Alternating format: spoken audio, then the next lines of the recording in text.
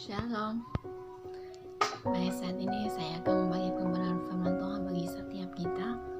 Dan sebelumnya mari kita bersatu hati, kita berdoa. Bapa yang baik, kami bersyukur buat kasih setiamu yang senantiasa kami rasakan di sepanjang kehidupan kami.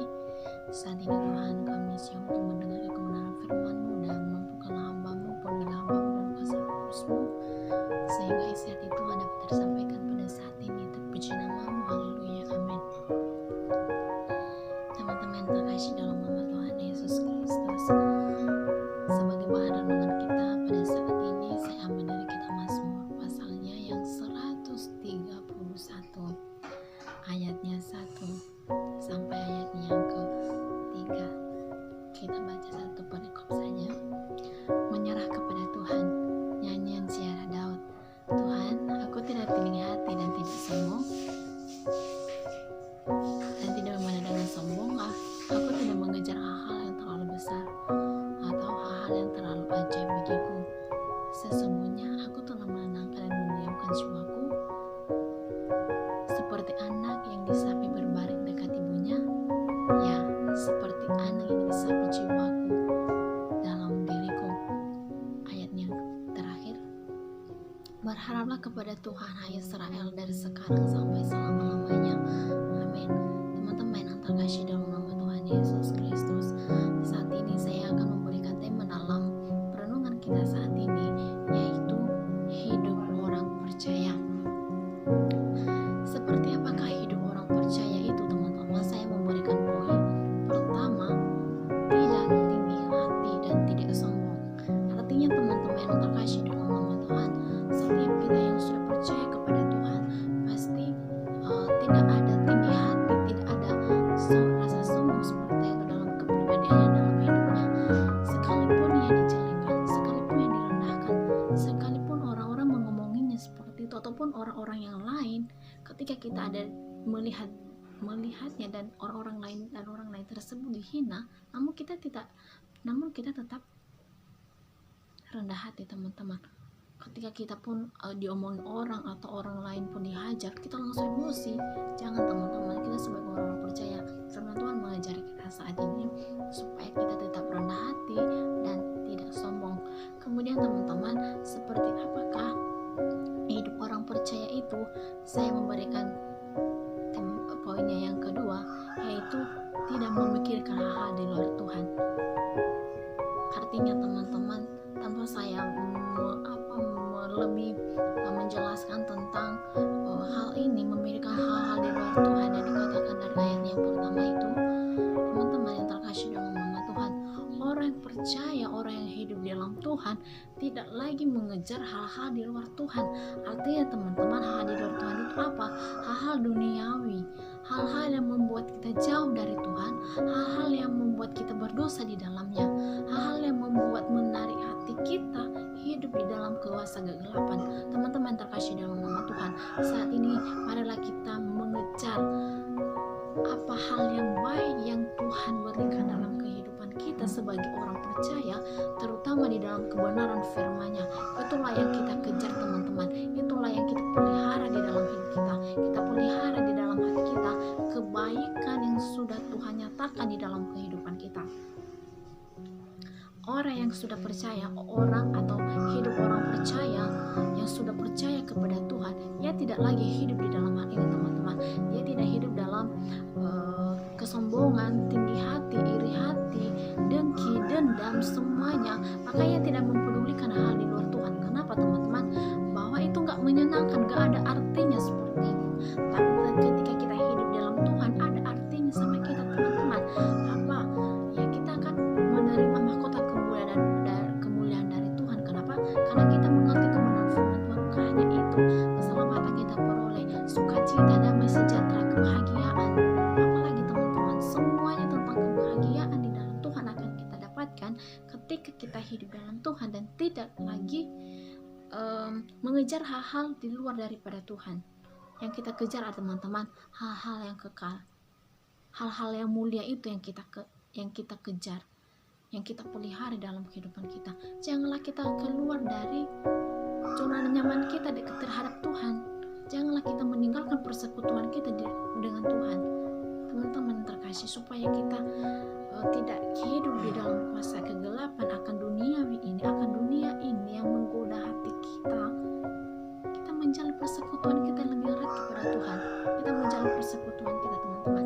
Setiap kita saat ini kurang persekutuan dengan Tuhan, ayo mari bangunlah rohanimu, bangunlah persekutuan dengan Tuhan. Teman-teman terkasih dalam nama Tuhan, orang yang hidup di dalam Tuhan akan dipimpin oleh Roh Kudus. Selanjutnya teman-teman, supaya kita tidak hidup dan tidak keluar dari keberadaan kita terhadap Tuhan, yaitu pertama, mendiamkan diri di dalam Tuhan, seperti yang saya katakan tadi, bersekutu, berdoa dengan Tuhan, dan kemudian kita harus dekat kepada Tuhan. Kita harus dekat kepada Tuhan, kita harus taat kepada Tuhan. Ya teman-teman, ketika kita menyampaikan segala kerinduan kita, ayo marilah segala beban pergumulan kita, persoalan hidup kita, ayo mari ceritakan kepada Tuhan, dekat kepada Tuhan, taat kepada Tuhan, dan percaya kepadanya. Bukan hanya melakukan kebenaran firman Tuhan, teman-teman, tapi yang dalamnya kita berharap, percaya, dan imani segala sesuatu itu, teman-teman. Sekalipun teman-teman katakan sekarang, saya orang percaya, saya juga bilang seperti itu, tapi firman Tuhan mengajari kita bagaimana ciri-ciri orang percaya itu seperti apa, yaitu hidup di dalam Tuhan. Dia tidak khawatir terhadap segala apapun. Yang di ayat yang kedua, yang mendiamkan diri, seperti itu saya katakan, mendiamkan diri bersama dengan Tuhan dalam persekutuan kita. Pandangan teman-teman lihat anak bayi yang baru lahir itu terus sampai ibunya, seperti itu. Karena demikian juga kita sebagai anak-anak Tuhan, demikian juga kita kepada Bapa kita yang di sorga. Berharaplah kepada Tuhan.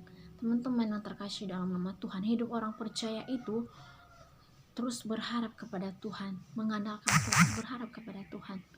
Ya, sekalipun segala sesuatu yang kita minta kepada Tuhan saat ini, sekalipun kita tidak menjawabnya, bahkan dalam masa depan kita, pernikahan kita, pekerjaan kita, keluarga kita tetap berharap kepada Tuhan, berserah diri, serahkanlah dirimu kepada Tuhan. Seperti itu. Berharap kepada Tuhan, satu teman-teman, tidak ada kekhawatiran. Amin. Saya percaya setiap kita yang percaya di dalam percaya kepada Tuhan, tidak ada lagi kekhawatiran kita dalam segala apapun, baik finansial kita, baik perekonomian kita, segala sesuatunya. Mungkin tantangan yang kita alami, masalah yang kita alami, seringkali kita katakan, aduh Tuhan, saya khawatir, aduh Tuhan. Teman-teman yang terkasih dalam nama Tuhan, milikilah iman yang teguh, milikilah kepercayaan yang teguh, milikilah pengharapan yang kuat di dalam Tuhan. Firman Tuhan mengajari kita, teman-teman, dan firman Tuhan mengajari saya dan kita semua saat ini. Berharap kepada Tuhan artinya tidak ada lagi rasa takut, cemas, takut melangkah. Kan kita sebagai orang percaya, teman-teman, kan kita sudah hidup dalam Tuhan. Ngapain lagi kita khawatir, ngapain lagi kita takut? Ayo maju terus dan bersama dengan Tuhan. Jangan juga kita melangkah tanpa Tuhan, teman-teman. Libatkanlah Tuhan dalam segala apapun yang kita jalankan di dalam kehidupan kita ini. Setiap perjalanan hidup kita, apapun yang kita kerjakan setiap hari, serahkanlah kepada Tuhan.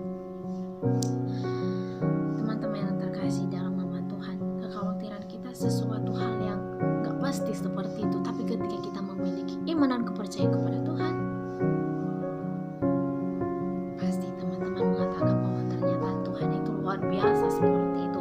Teman-teman yang terkasih dalam nama Tuhan, kenapa ada rasa sombong, iri hati, tinggi hati, yang mengejar hal-hal di luar dari Tuhan? Itu karena tidak dipimpin oleh Roh Kudus. Kenapa tidak dipimpin oleh Roh Kudus? Karena tidak mencari persekutuan dengan Tuhan lewat doa. Bahkan ketika kita ibadah pun ikut ibadah, namun hati kita jauh seperti itu. Teman-teman terkasih, mengajari firman Tuhan, ayo teman-teman, mari berjuang dalam hal itu, teman-teman. Kemudian teman-teman, ketika kita dipimpin oleh Roh Kudus, teman-teman, kita merasa ada perubahan yang kita rasakan dalam kehidupan kita. Ketika kita dipimpin Roh Kudus, hikmat juga tercurah bagi kita, membedakan mana yang baik, mana yang buruk, membedakan mana jurang untuk keselamatan dan jalan-jalan yang lurus seperti itu bersama dengan Tuhan. Segala sesuatu akan Tuhan berikan kepada kita asalkan kita percaya kepada Tuhan, mengimaninya, dan hidup di dalam persekutuan dengan Tuhan. Demikianlah kebenaran firman Tuhan, teman-teman. Ayat terakhir dikatakan, berharaplah kepada Tuhan, hai Israel, dari sekarang sampai selama-lamanya. Artinya teman-teman, firman Tuhan menghimbau setiap kita saat ini, setiap kita yang mendengarkan kebenaran firman Tuhan, berharap terus kepada Tuhan, berharap terus berharap dan berharap. Demikianlah kebenaran firman Tuhan. Mari kita bersatu hati untuk menutup ibadah kita saat ini.